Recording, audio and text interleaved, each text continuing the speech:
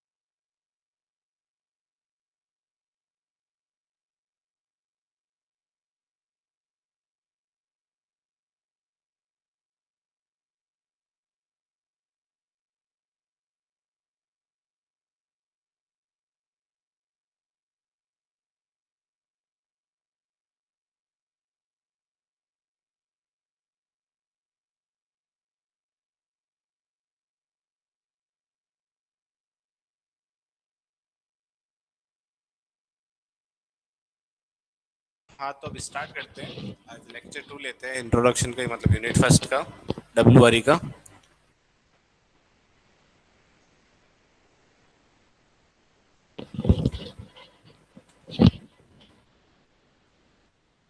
ने पिछली बार कहाँ तक पढ़ा था? सीजन्स तक पढ़ा था, इंडियन एग्रीकल्चरल सीजन तक। अब अपन पढ़ेंगे क्लासिफ हाँ, अब आगे पढ़ेंगे क्लासिफिकेशन ऑफ एग्रीकल्चरल का, classification of agriculture. Yes sir. First है शिफ्टिंग एग्रीकल्चर। शिफ्टिंग एग्रीकल्चर क्या होती है? जब लैंड है ना, मतलब कोई लैंड को अपन कोई फॉरेस्ट क्लीन करके, या देखो ये तुम लोगों ने सुना होगा हरियाणा में और पंजाब साइड आग लगा देते हैं, मतलब खेत, मतलब किसान आग लगा देते हैं उसको, फार्म्स को, जिसके कारण दिल्ली में पॉल्यूशन होता है। तो वो एक तरह से उसको आग लगा के दूसरी जगह अपन को फार्मिंग करने को ही शिफ्टिंग एग्रीकल्चर कहेंगे। तो इसकी डेफिनेशन सुनना: land is obtained by clearing forest and agriculture is practical till the till the fertility of the farm is exhausted. After this, another farm is cleaned and agricultural is practiced on it. मतलब आया समझ में? एक जगह से दूसरी जगह, मतलब जब तक उधर फार्मिंग की जाती है, जब तक उसकी वो क्या बोलते हैं, फर्टिलिटी कम ना हो जाए। अगर फर्टिलिटी कम हो जाती है तो दूसरी जगह को क्लीन किया जाएगा और वापस क्या बोलते हैं, वहां पर फार्मिंग चालू हो जाएगी। दूसरा है सब्सिस्टेंस एग्रीकल्चर। सब्सिस्टेंस एग्रीकल्चर क्या होता है? मुझे एक जना भी एग्जांपल इसका, एक जना भी बता सकता है क्या होगा सब्सिस्टेंस का मतलब? Anyone? Good morning sir. Good morning. Anyone इसका सब्सिस्टेंस एग्रीकल्चर बताएगा क्या होता है?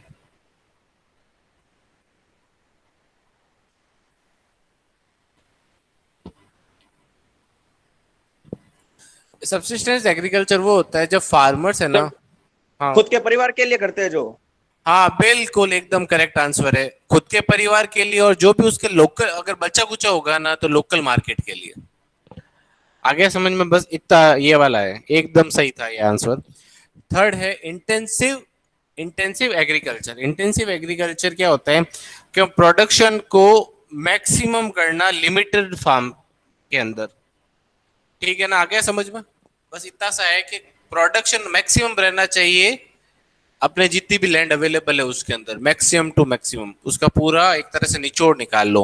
वो होती है इंटेंसिव एग्रीकल्चर। फिर होती है extensive agriculture. It is the modern system of farming done on the large farms. It is also known as mechanical farming due to extensive use of machine. Extensive farm raise only one crop at a year. मतलब extensive farming वो होगी जो pure mechanical mode से, मतलब वहां पर tractor और वो पूरा वो सारे मैकेनिकल इक्विपमेंट्स यूज होके वो करेगा। और एक्सटेंसिव फार्मिंग के अंदर एक ही प्लांट उगाया जाएगा पूरे साल के अंदर। और वो लार्ज लैंड्स के अंदर होता है। थर्ड है प्लांटेशन एग्रीकल्चर। प्लांटेशन एग्रीकल्चर का एक जना भी नाम बता दो मुझे, एग्जाम्पल कोई भी। अपन क्या उगाते हैं उसके अंदर, प्लांटेशन एग्रीकल्चर के अंदर, और होता क्या है?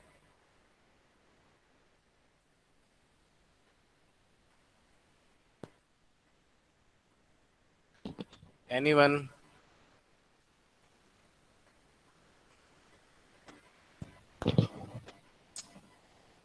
सर रुई उगाना ये होगा।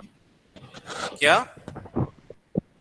Sugar cane. रुई वगैरह उगाना, ये शुगर प्रॉफिट के लिए तो केन होता है। लॉन्ग लाइफ नहीं होता। एक प्लांटेशन एग्रीकल्चर बोला है मैंने, प्लांटेशन एग्रीकल्चर के अंदर वो होगा। प्रॉफिट के लिए। मैंगो ट्री उगाना सबसे कॉमन एग्जांपल है प्लांटेशन एग्रीकल्चर का। अब भी मेरे बात सुनो, एक जगह ने किस मतलब दो फार्म्स डिवाइड हुए। सर राइस एक हो पे, गई, टी हो गई, कॉफी हो गई। अरे टी और कॉफी हो गए, राइस नहीं होगा। गलत जवाब है ये राइस वाला, ठीक है ना? टी और कॉफी हो सकता है, राइस नहीं होगा।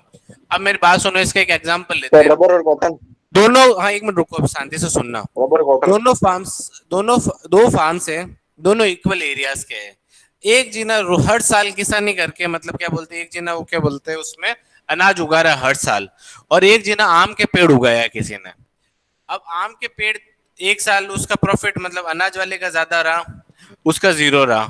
दूसरे साल भी अनाज वाले का मतलब ज्यादा रहा, इसका जीरो रहा।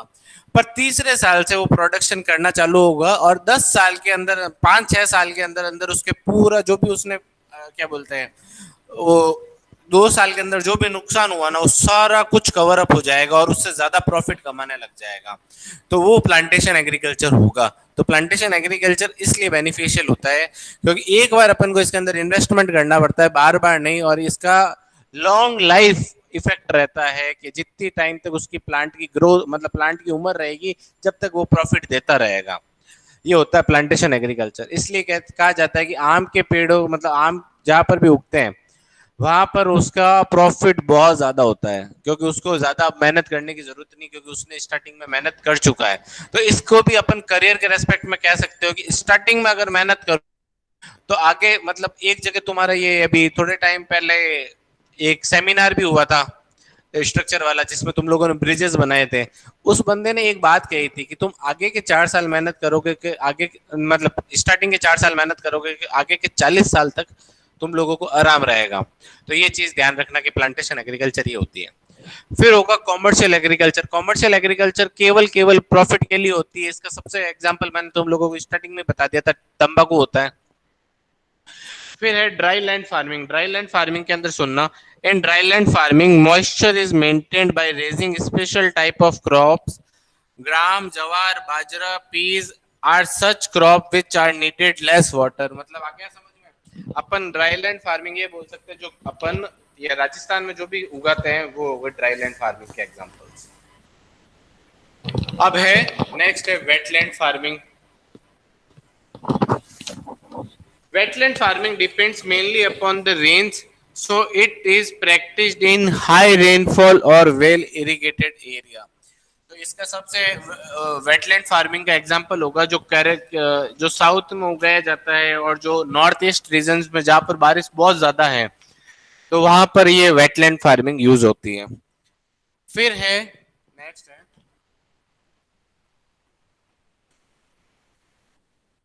Types of irrigation. इसके अंदर सबसे पहला आएगा फ्लो इरिगेशन। फ्लो इरिगेशन होता है when a water is available at a higher level and it is supplied to a lower level under the action of gravity, then this type of irrigation is called as flow irrigation. अब flow irrigation क्या होती है, तुम बस केवल एक शब्द में बता दो किस मोड से की जाती है फ्लो इरिगेशन।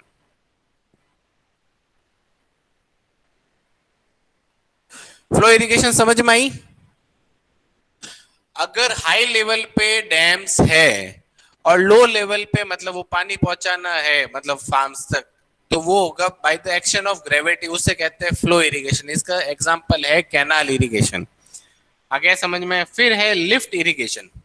लिफ्ट इरिगेशन के अंदर क्या क्या समझते हो तुम लोग, ये मुझे बता दो जल्दी से, एक जिना भी। लिफ्ट इरिगेशन से क्या मतलब समझ में आता है? कोई भी एक जना माइक ऑन करके बोल सकता है।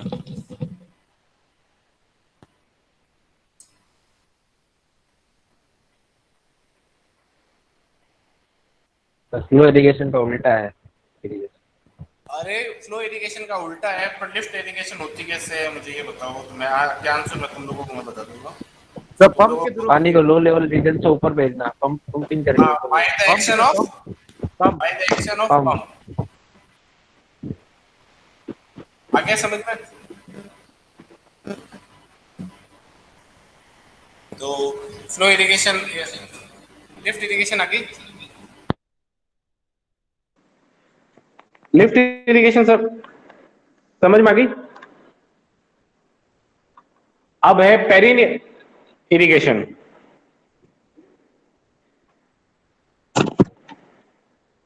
पेरिनियल इरिगेशन क्या होती है?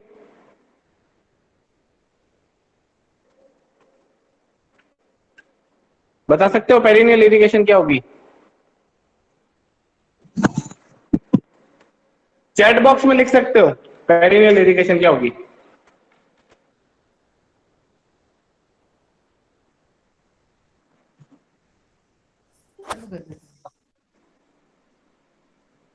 पेरिनियल इरिगेशन क्या होगी चैट बॉक्स में एक जना भी लिख सकता है, तो कोई भी लिखना चाहो तो लिख लो।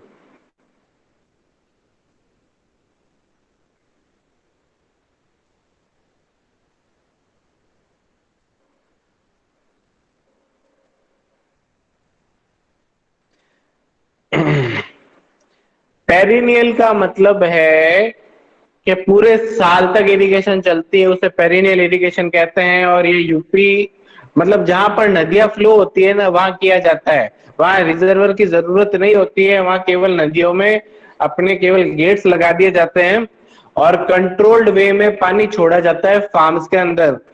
जितना पानी चाहिए उतना रिक्वायरमेंट हुआ और फिर गेट क्लोज कर दिए, जितनी इरिगेशन की रिक्वायरमेंट हुई। इसे बोलते हैं पेरिनियल इरिगेशन। आ गया समझ में? और अब जो भी है वो चैट बॉक्स में लिख देना, ठीक है ना? आ गया समझ में तो यस लिख दो, नहीं तो नो।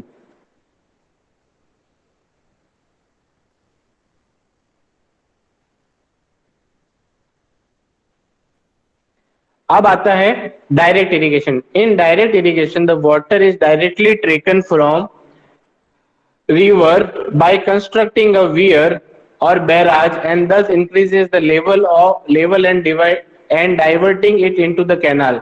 डायरेक्ट इरिगेशन और पेरिनियल इरिगेशन एक तरह से सेम है। पेरिनियल का मतलब भी पूरे साल भर इरिगेशन चलती है और वो क्या बोलते हैं अपने कंट्रोल वे में नदियों से पानी लेके डायरेक्ट सप्लाई कर दिया। पर ये वाली याद रखना, इसके अंदर डायरेक्ट के अंदर डायरेक्ट पानी उठाया और पानी फार्म्स के अंदर छोड़ दिया जितना चाहिए। फिर है स्टोरेज इरिगेशन। स्टोरेज इरिगेशन का मतलब आता है समझ में? किसी भी मोड से, मतलब डैम्स के मोड से या तो फिर रिजर्वर के मोड से अपन पानी इकट्ठा करके पानी फिर फार्म्स तक छोड़ना by the mode of canals, उसे बोलेंगे स्टोरेज इरिगेशन। फिर है flood irrigation.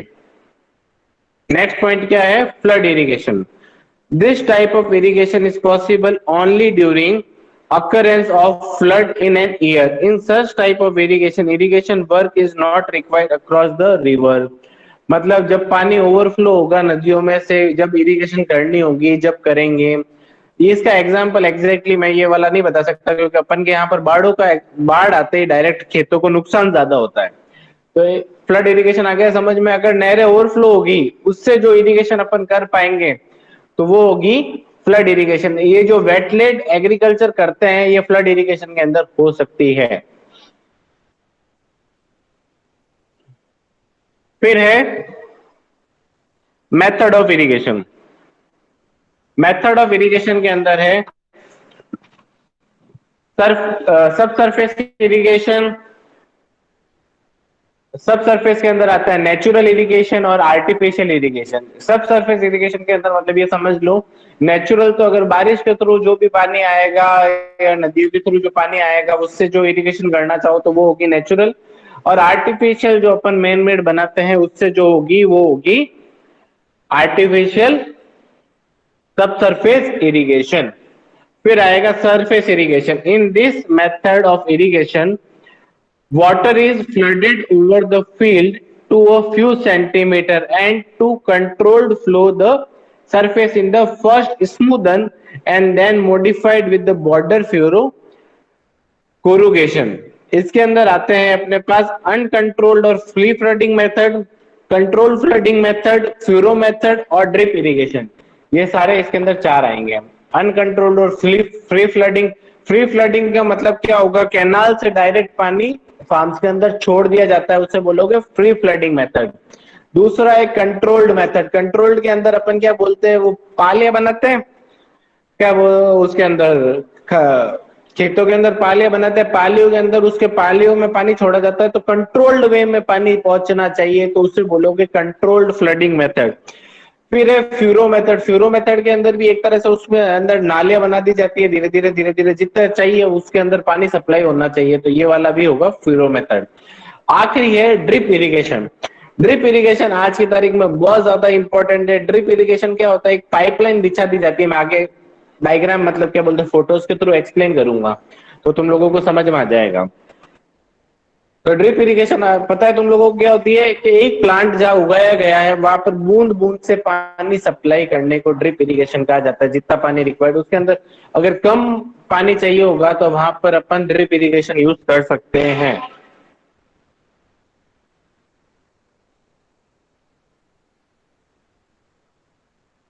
Uncontrolled flooding, uncontrolled flooding आ गया समझ में।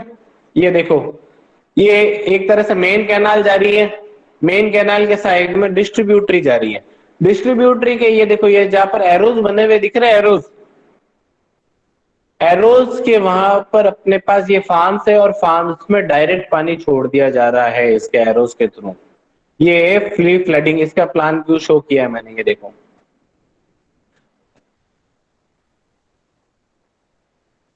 ये दिख रहा है एरोस से, यहां से पानी सप्लाई हुआ, यहां पर आया और डायरेक्ट इसके अंदर फार्म्स के अंदर पानी छोड़ दिया गया।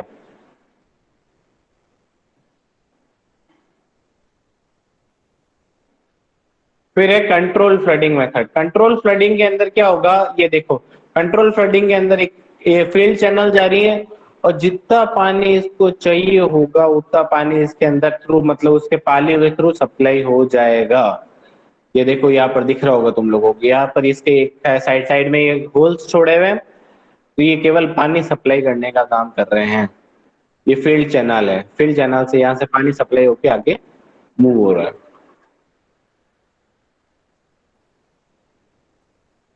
फ्यूरो मेथड, फ्यूरो मेथड के अंदर ये देखो तुम लोगों को दिख रहा है, एक रिज बना दी, एक पाले बना दी, मतलब यहाँ पर अपन को क्या है, ये देखो, ये नीचे फ्यूरोस के अंदर अपन प्लांट उगा देंगे सब जगह पूरा, और वहां पर पानी सप्लाई कर दिया जाएगा और वो जितना पानी रिक्वायर्ड होगा प्लांट लेगा और आगे आगे आगे आगे मूव होता रहेगा, तो इसे बोलते हैं फ्यूरो मेथड। फ्यूरो क्या होगा, एक तरह से कैविटी बना दी अपन ने फार्म्स के अंदर, ये देखो पहाड़ जैसा स्ट्रक्चर पूरा बना दिया, मतलब हिल्स जैसे होता है ना वैसे, ये देखो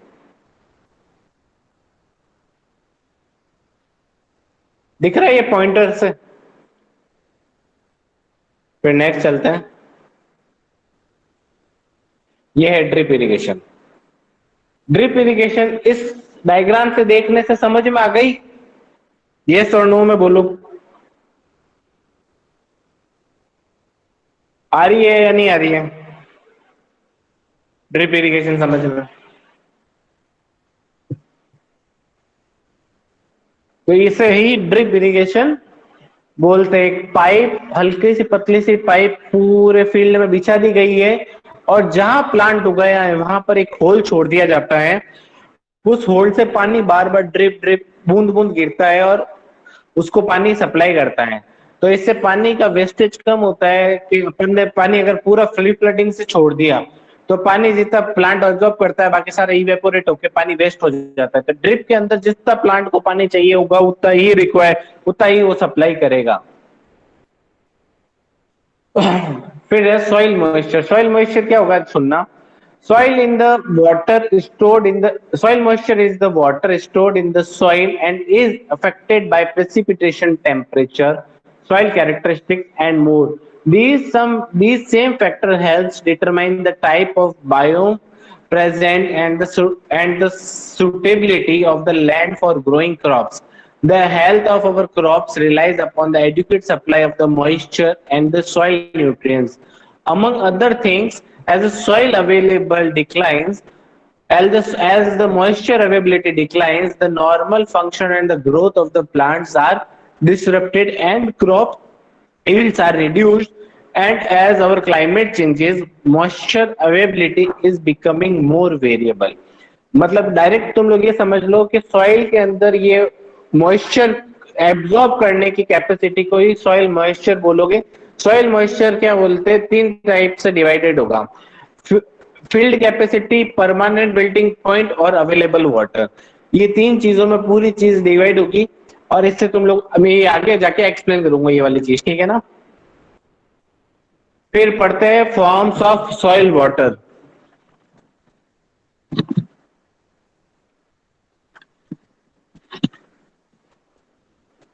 फर्स्ट है कैपिलरी वाटर. कैपिलरी वाटर किसी को पता है? कमेंट बॉक्स में आंसर दे दो इसका.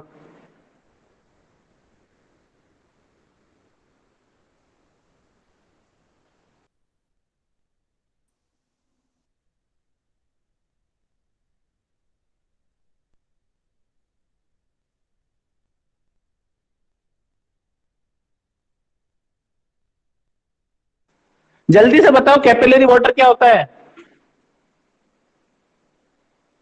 किसी ने कैपिलरी एक्शन पढ़ा है?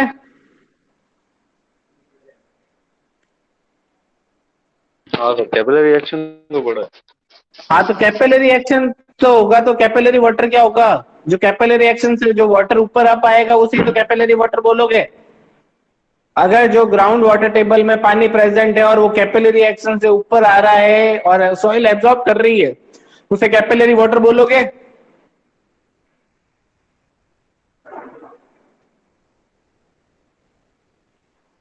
फिर है सेकेंड है ग्रेविटेशनल वाटर. ग्रेविटेशनल वाटर का मतलब क्या होगा?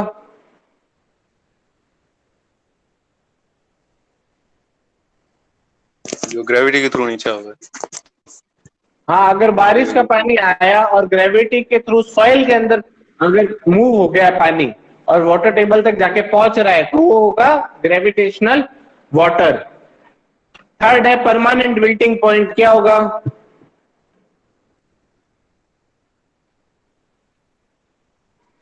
देख लो, ये बता रहा हूं तुम लोगों को. परमानेंट विल्टिंग पॉइंट शायद तुम लोगों ने सुना नहीं होगा, तो इसलिए मैं तुम लोगों को एक्सप्लेन कर रहा हूं कि ग्राउंड वाटर टेबल में पानी तो प्रेजेंट है और वो रूट जोन तक नहीं पहुंच पा रहा है. पानी एक पॉइंट, मतलब उस पॉइंट तक पानी प्रेजेंट है पर वो रूट जोन तक पानी नहीं पहुंच पा रहा है, उससे बोलोगे permanent wilting point.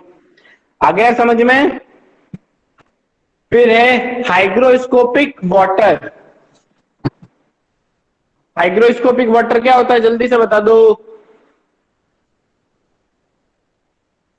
Hygroscopic water वो होता है जो परमानेंट बिल्डिंग पॉइंट से भी नीचे होता है, जो अपने कुछ भी काम का नहीं है प्लांट्स के लिए, बिल्कुल 1% भी काम का नहीं है हाइग्रोस्कोपिक वाटर.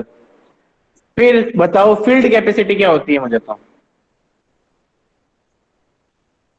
फील्ड कैपेसिटी क्या होती है?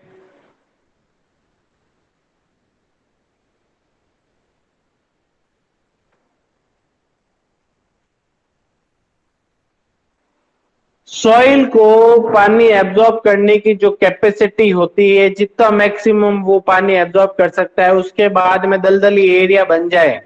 दलदली एरिया से बनने से पहले जो भी पानी एब्जॉर्ब कर लिया उसने, उसे बोलोगे फील्ड कैपेसिटी. उसके बाद पानी उसके अंदर एब्जॉर्ब हो ही नहीं पाएगा और वो दलदल टाइप बन जाएगा पूरा. फिर है सिक्स्थ है सॉइल वाटर कंटेंट. ये क्या होता है?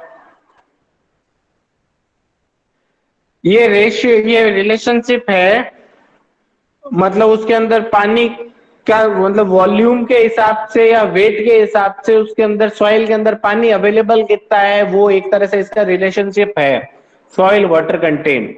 सॉइल वाटर कंटेंट की डेफिनेशन सुनना. It is expressed as present water by weight or present water by volume or inches of water per foot of the soil. मतलब समझ में आया, या तो वेट के हिसाब से या वॉल्यूम के हिसाब से या डेप्थ के हिसाब से। आ गया समझ में, उसके अंदर पानी कितना प्रेजेंट है। अगर 1 फुट की सॉइल ली है अपन ने सैंपल, तो उसके अंदर क्या बोलते हैं,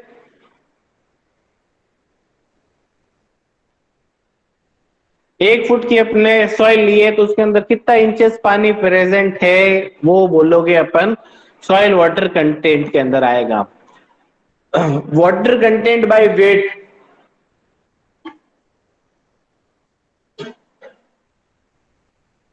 it is obtained by multiplying the water content by weight by the bulk density of the soil। इसकी डेफिनेशन ये, by the dry weight of the soil, sorry bulk नहीं, by the dry weight of the soil। फिर है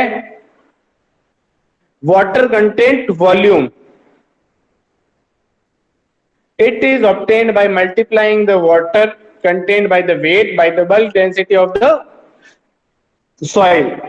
ये वाला हो गया water content by volume. पहला था वाटर कंटेंट बाय वेट, दूसरा है water content by volume. Ninth है सॉइल वाटर पोटेंशियल। अब सॉइल वाटर पोटेंशियल और मुझे बताओ कि फील्ड कैपेसिटी में क्या फर्क है। कोई एक जना भी माइक ऑन करके इसका, क्योंकि कमेंट बॉक्स में आंसर बड़ा हो जाएगा तो मुझे माइक ऑन करके आंसर बोल सकते हो इसका। सॉइल वाटर पोटेंशियल और फील्ड कैपेसिटी में क्या फर्क है दोनों में।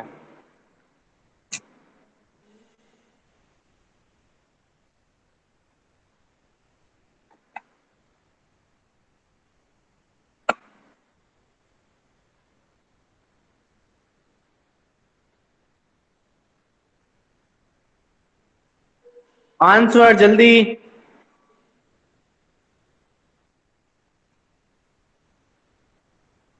सॉइल वाटर पोटेंशियल और फील्ड कैपेसिटी में क्या फर्क है। दोनों एक तरह से मिले जुले ही है पर कुछ फर्क है इसके अंदर।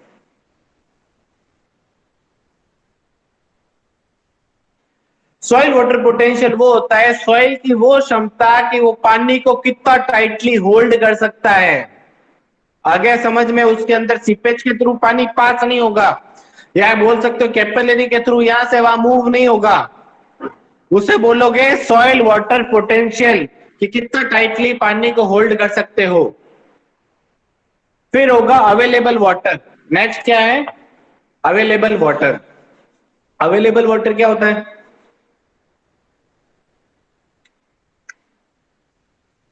अवेलेबल वाटर बस इतना सा समझ लो, फील्ड कैपेसिटी और परमानेंट विल्टिंग पॉइंट के बीच में जो भी पानी अवेलेबल है उससे बोलोगे अवेलेबल वाटर। फिर है नेक्स्ट है रेडिली अवेलेबल वाटर। ये इसका फॉर्म्स ऑफ सॉइल वाटर का लास्ट है पॉइंट।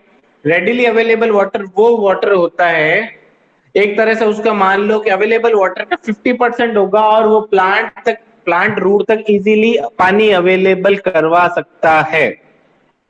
ये है रेडिली अवेलेबल वाटर। फिर आज का ये लेक्चर यहीं पर ही ओवर होता है। और अब कुछ भी डाउट हो तो पहले डाउट पूछ लो और फिर मैं अटेंडेंस लेता हूं।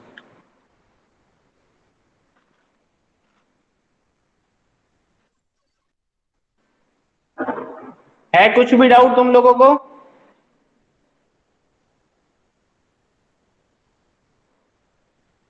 आज की क्लास में कुछ डाउट है।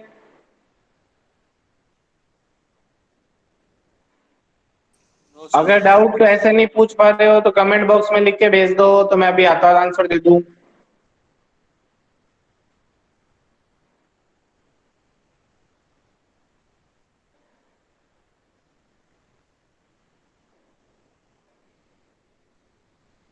अटेंडेंस लो सर। अटेंडेंस ले लूं। Yes sir. तो एक बार पहले मुझे जो प्रेजेंट है उनकी अटेंडेंस लगाने दे, फिर मैं जो भी एब्सेंट होगा उसकी अटेंडेंस में लगा दूंगा, मतलब बोल दूंगा तो लगा लेना। ठीक है।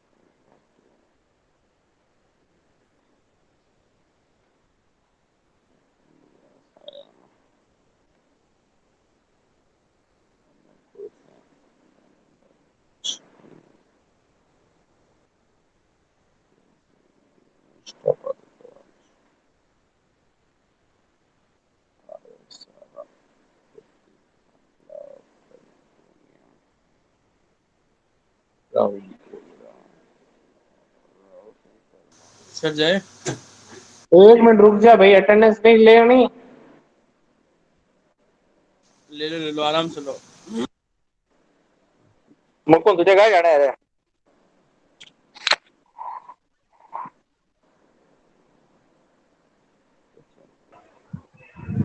पाली वाली तो नहीं जा रहा मुकुंद? क्या बोला परस? सोहेल के पास जा रहा है मुकुंद। पाली तो नहीं जा सोहेल रहा कौन ना? है? अरे शांत हो जाओ 2 मिनट। सोच अपनी क्लास में ना वो छोरी वाली आवाज बोला। क्या रे? मोनिका, दिखाई छोरी वाली आवाज आई। आई छोरी वाली आई आवाज। आई आई।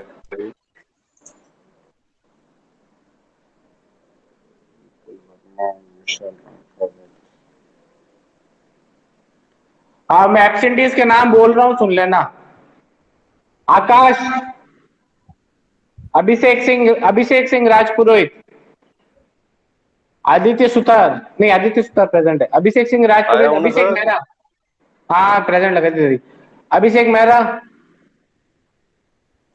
अंकुर पुरोहित,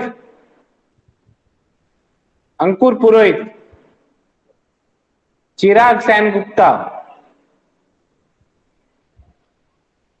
देवांग दवे, दिव्यांश माथुर, देवेश जोशी, हरुण, होशियार सिंह दयाल, जुनेद, ललित चौधरी,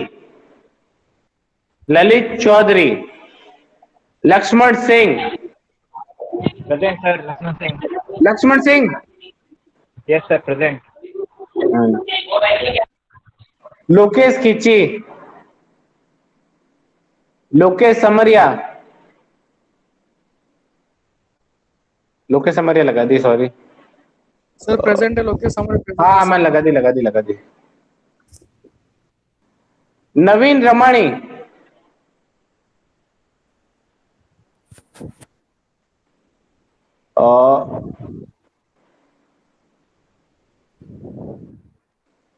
रमन डूडी,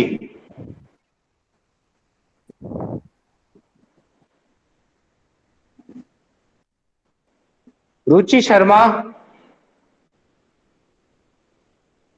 सहजान,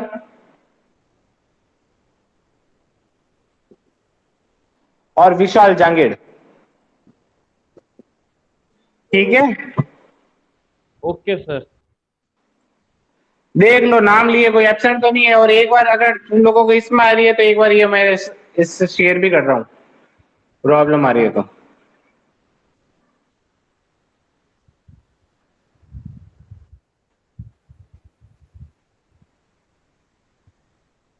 ये देख लेना, ये प्रेजेंट हो रही है, अब एक्सेल शीट प्रेजेंट हो रही है, ये देख लो। हाँ देख लो, किसी की भी नाम अगर छोड़ गया हो तो बता देना।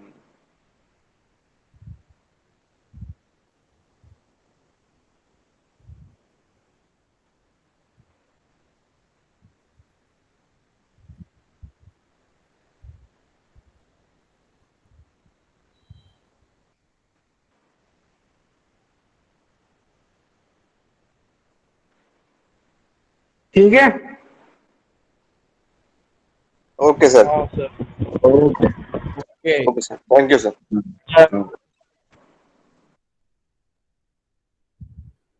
ए सोइलिए,